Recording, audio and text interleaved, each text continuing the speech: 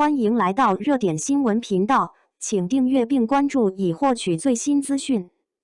花少8媒体见面会，邓为造型吸睛，吴君如舞动，周冬雨演绎长乖戏。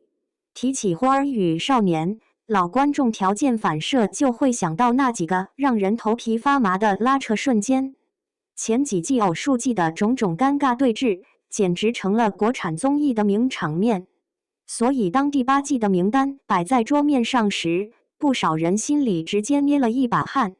吴君如、殷桃、林依晨、周冬雨，再加上邓为、王星越、王可，7个人要去南美旅行30天。4个实力派女演员个顶个的有资历有个性，加上几个年轻小辈，这阵容放在前几年，简直就是为了制造观念冲突量身定制的。现在的综艺市场似乎走进了一个死胡同，总觉得节目要火，就必须无限放大分歧，生造对立，最后靠着几个狗血热搜完成 KPI。看多了这种套路，观众早就审美疲劳了。但7月30日，在上海博物馆那场花少8的花少世界树奇遇派对媒体见面会上，这7个刚从南美回来的嘉宾硬生生把画风扭转了。作为初次加盟真人秀的新人，邓为在群访里直接交了底，说整趟南美旅程压根没有前几季那种狗血矛盾，大家彼此体谅，还给自己这个团队起了个名字叫幸运宝宝祈福。初听这话，很多人大概和我一样是不信的。几个人被扔在语言不通、经费有限的南美，还要不断赶路，怎么可能没摩擦？现在的观众眼光毒得很，随便一点点微表情和语气变化，都能被拿着放大镜逐帧分析。像张雅琪、白鹿引发的那些争议，放在当年的花少2里，可能连水花都砸不出来。但现在的人就是能品出里面的不对付。不过，看完见面会上的几个细节，你会发现这一季所谓的和谐，大概率装不出来。人在极度疲惫和突发状况下的下意识反应，最见人心。林依晨在现场主动提了一件连当事人都快忘了的事。旅途中，他们一行人下车，刚好靠近车道，一辆车急速驶过。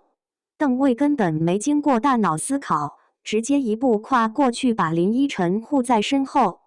就这短短几秒钟的动作，邓为自己事后都没什么印象了，林依晨却一直记在了心里。还有之前路透里被广泛讨论过的画面，殷桃也在现场做出了回应。当时大家走累了，遇到冰凉的石阶，殷桃担心林依晨坐着不舒服，想都没想就把自己的裙摆铺开垫在下面。殷桃自己觉得这完全不值一提，就是顺手的一件小事，不值得被外界过度放大。30天的长途跋涉，装1天2天或许可以，时时刻刻演戏是不可能的。只有真的放下了防备，把对方当成了并肩作战的伙伴，才会有这种不用过脑子的自然照顾。一个团队到底能不能融洽，往往取决于那个资历最老的人怎么定调子。在花少8里，这个人无疑是吴君如。王星越坦白，一开始以为这种大前辈气场肯定特强，怕是不好相处。结果一趟南美跑下来，吴君如成了整个团队的活力源泉，随时随地都在制造欢乐。王星越在见面会上甚至脱口而出，管吴君如叫我们的小宝。一个新人管大前辈叫小宝，要是没触到那份上，很容易显得没大没小。